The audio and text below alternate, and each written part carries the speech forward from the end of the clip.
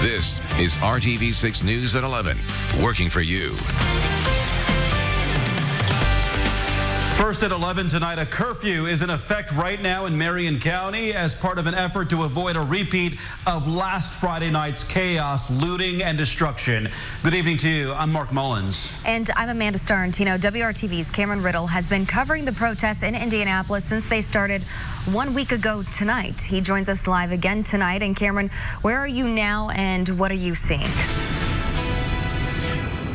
Well, Amanda, Mark, good evening. We are in the exact spot where we came to you a week ago tonight here at 1101 right in front of Jack's Donuts. You'll remember at the time these windows were being smashed, but since then it has opened back up and these boards now in place of the windows and this message saying, "I'm sorry, Chris, but we had to be heard." With all of that said, there is nothing to hear in downtown Indianapolis because all things are silent. The protests that went on through the day have ended, but they will continue tomorrow. Take a look at some of these images. For the first time, protesters left downtown Indianapolis and went to the northwest side of town. The protest began at the Northwest District headquarters. That is where the officer who shot Dre John Reed reported for work. From there, the protest continued and turned into a march down 38th Street, making it almost down to Moeller Road before returning back to district headquarters. The person who led that procession was Jasmine Reed. That is Dre John's sister. We talked to her through the evening and asked what was it like for her family to see so much support, and what does she think her brother Dre John would say seeing the city come together for him tonight. He would love this. Just like y'all seen on that live the whole time, regardless of what he was thinking, my brother had a smile on his face the whole time, y'all. That just tells you a lot about him. To be smiling, to know you don't know if you're going to live, you don't know if you're going to go to jail. He didn't know what was going to happen. He smiled the whole time, y'all. That says a lot about my brother. To smile, going through something like that, you scared and you smiling. That says a lot about him. And tonight, things there at the Northwest District headquarters and along 38th Street have ended. Everyone went home. Everything peaceful tonight. This is night 8 of protests here in our city, not just for George Floyd and Breonna Taylor, other big names that we have come to know over the past 30 days, but also Dre John Reed. That case still open and questions still being asked. So with that said, while the protests have fizzled up for tonight, protesters say they'll be back at it tomorrow, and they'll be down here at the Capitol starting tomorrow afternoon at 3 o'clock on a Saturday, and then there is more things planned to start on a very, very early Sunday morning. Reporting live downtown tonight, I'm Cameron Riddle, RTV6. 1 week later, a completely different scene. Thank you, Cameron. A woman seen being shoved to the ground by an IMPD officer in a viral video is sharing her story with WRTV. We beat people now. We beat people like this because they're out past curfew. Like, that's not what America is supposed to be or stand for. We do not have the video that has gone viral, but this is the scene after police arrested Rachel Harding and another woman Sunday night. Harding says officers did tell them to leave since it was past curfew, but she does not think she or her friend deserved what happened next. As he detains her, hands behind her, he takes his hands in front of her, and she flinches back. You can see clearly on the video. She flinches back. At that point, they start hollering out that she is resisting. That's when they start hitting her with the batons. Next are the rubber bullets. She told the officers multiple times that she was sorry. You can hear her in the video. She can't breathe. She's apologetic. She's telling them that she has defecated on herself. She's urinated on herself because of the amount of force that she was met with. So that if that doesn't tell you in itself the amount of force that she was met with, like, that's a lot of pain. Harding wants to see the officers involved punished, and ultimately she hopes the incident and reaction leads to change. IMPD Internal Affairs is investigating. Today we asked the chief, Randall Taylor, where the investigation stands. That investigation is still ongoing. I do hope to have some results of that at some point next week, and what we looked at was the conduct of the officers reasonable. Now, I will admit, looking at that video, I had concerns as well. And I can promise that regardless of the outcome of that investigation, we will be looking at a retrain to that type of scenario. The chief says the officers involved have been reassigned to a support position as the internal investigation continues. And while that one case is in the spotlight right now, proposed reforms to IMPD's use of force policy have been in the works for a while. And today, Mayor Joe Hogsett announced several changes. They include creating a clear standard for use of deadly force, prohibiting the use of chokeholds, outlining clearly defined de-escalation requirements, and defining an officer's duty to intervene and report when another officer uses inappropriate force. The mayor describes the reforms as beginning, not an end. These policies are important, and once implemented, we will have a better city than ever before. But radical social change can never be diminished into an exercise of simply checking a new box or a few boxes and claiming victory. For more details about the new use of force policy proposal, go to theindychannel.com and click on this story. Instances of excessive police force have been recorded at protests around the country, raising new concerns about policing. ABC's Alex Perche explains growing outrage over that issue comes as Minneapolis takes steps towards progress.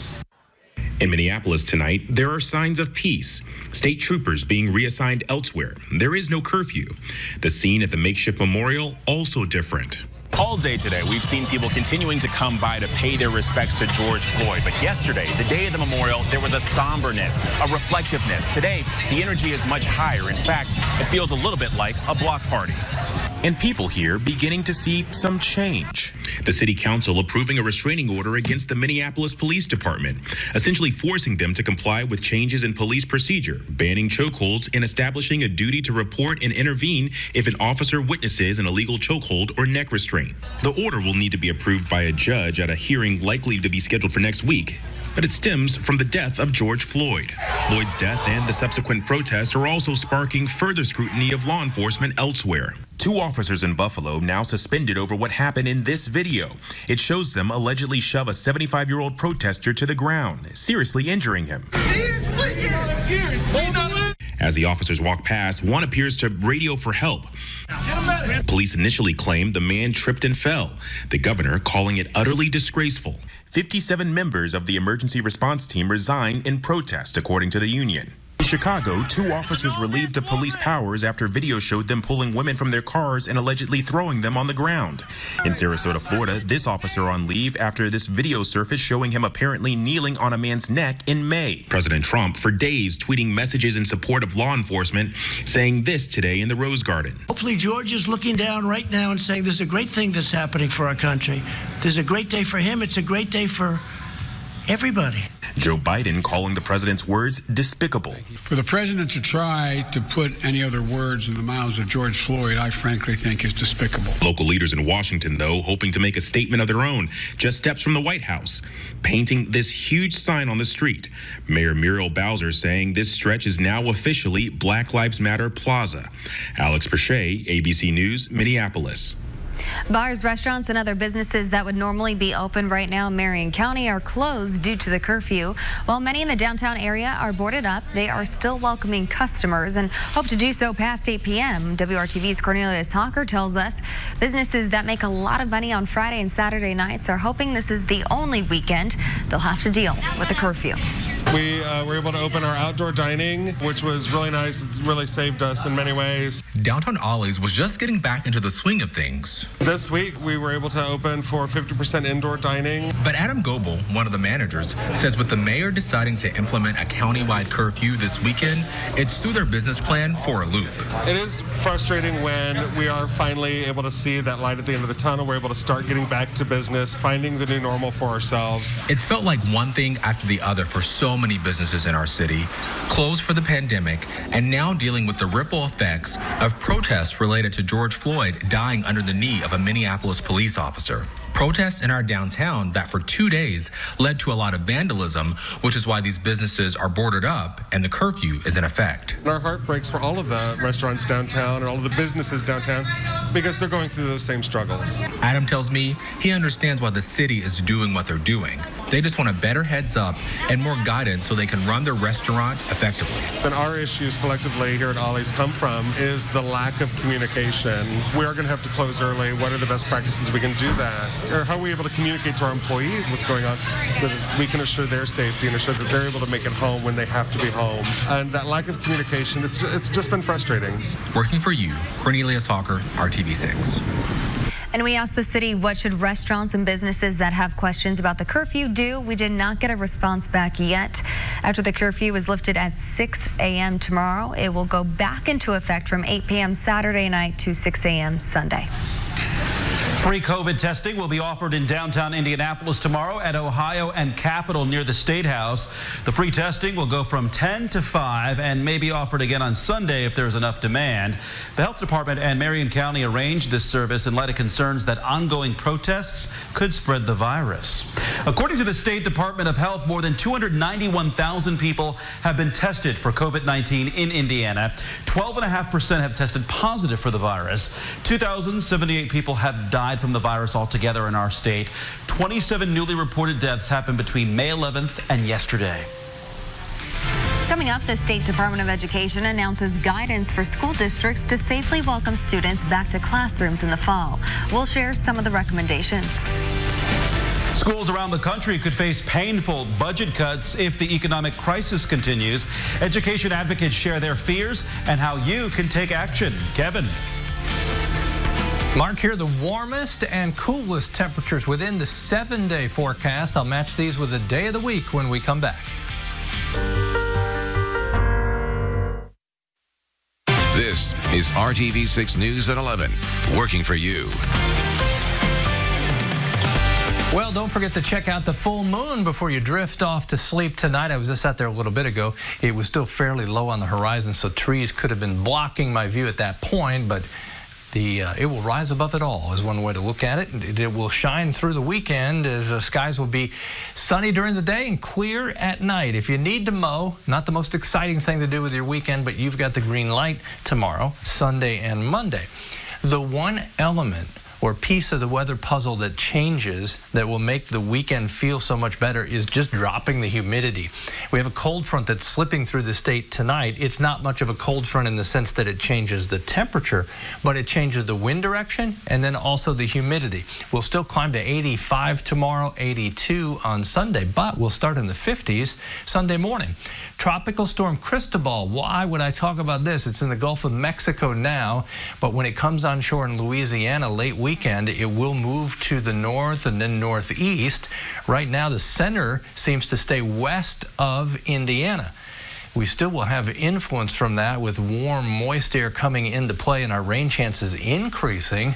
If the center of that low would come more across the Hoosier State, it could add to the potential for some severe weather and certainly heavy rainfall with that tropical moisture.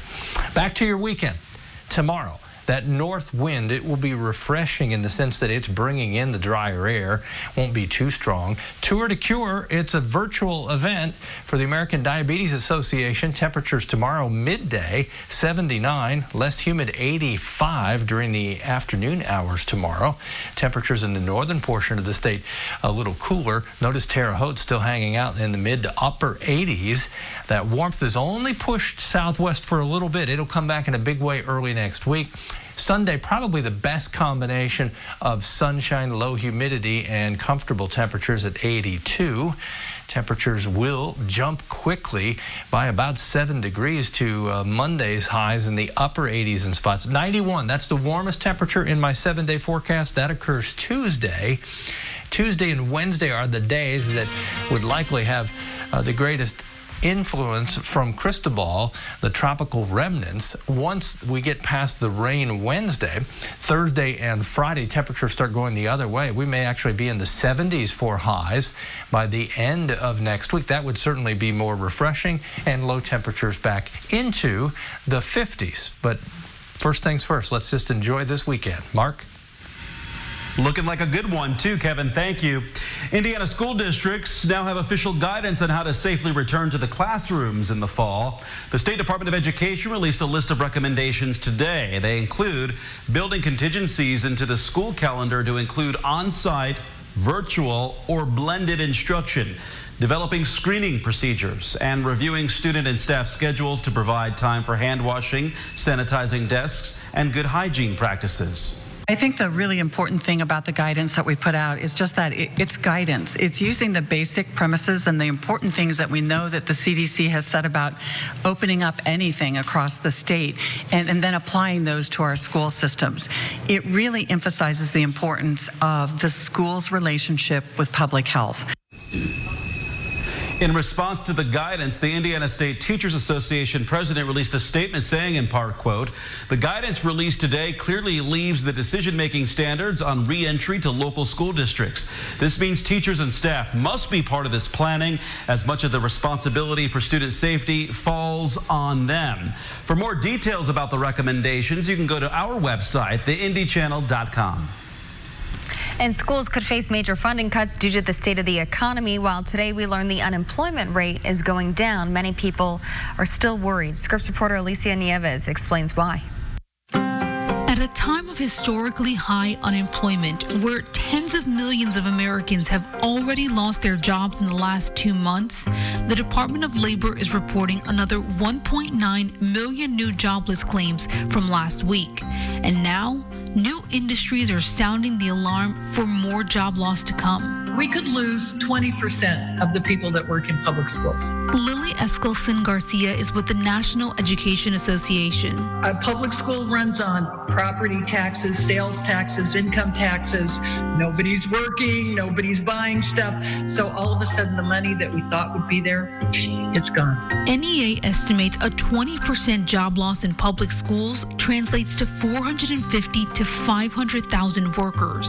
We are as concerned as we've ever been. We could lose hundreds of thousands of educators, teachers, school nurses, the counselors, the school psychologists, the custodians, the bus drivers.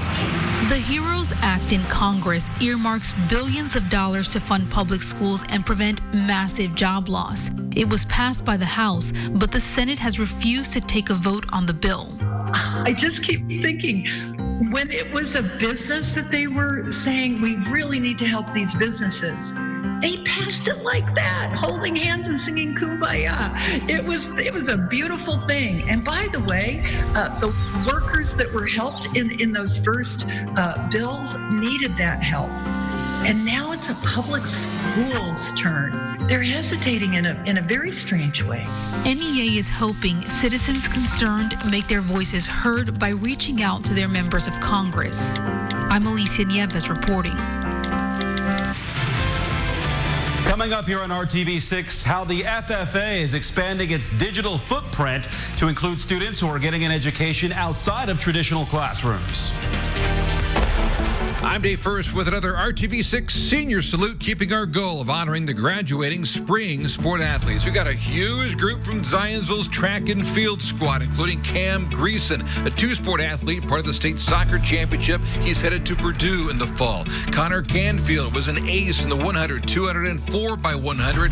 He's also headed to Purdue. Zach Zabila played football in the fall, but threw discus and shot put in the spring, won the Boone County title a year ago. Tyler Bauman took part in sprints and long jump, a regional run for the Eagles last year. He's headed to Ball State. Jack Sampson won the 800 last year, took part in cross country as well. He's headed to Miami.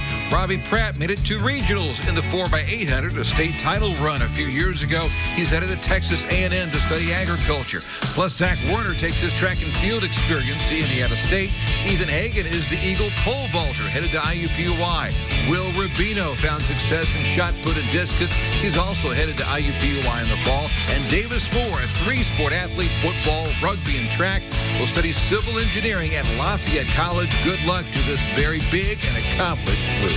I'm Dave First with another RTV6 Senior Salute. Make a donation or volunteer today. This is RTV6 News at 11, working for you.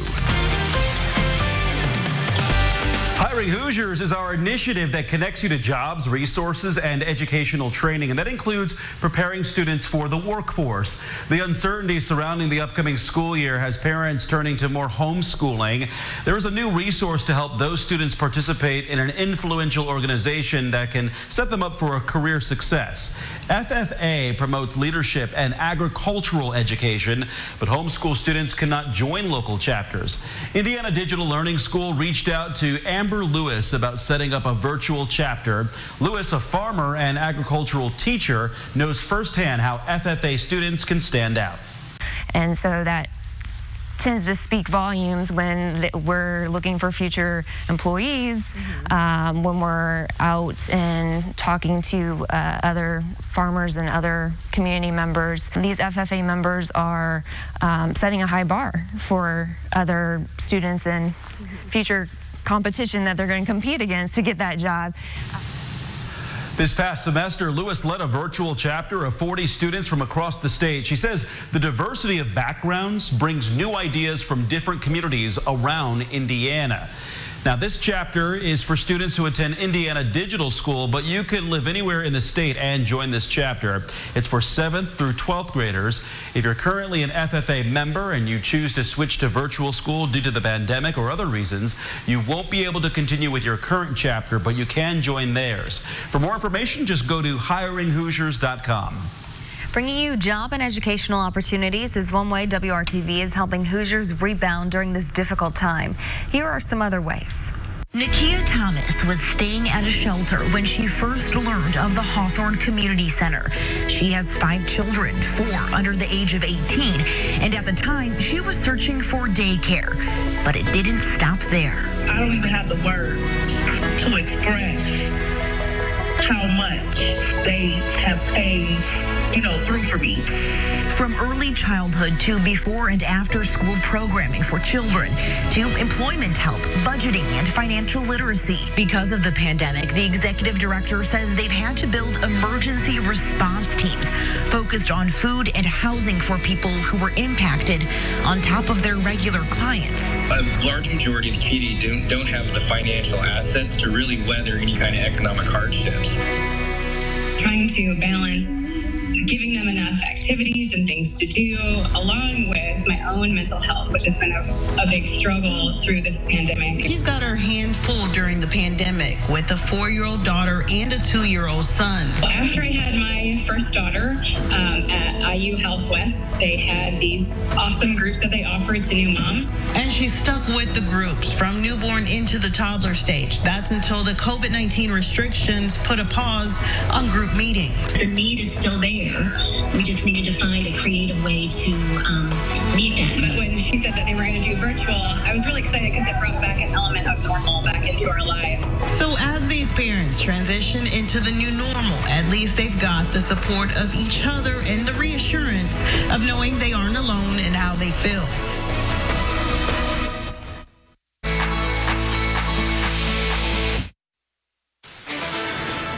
We are moving to the more comfortable end of the humidity scale. Let's call it pleasant to comfortable. 85, so still warm tomorrow, but with a north breeze, Mark, it'll feel pretty good. Sunday will start in the 50s and end at 82 degrees. Have a great weekend.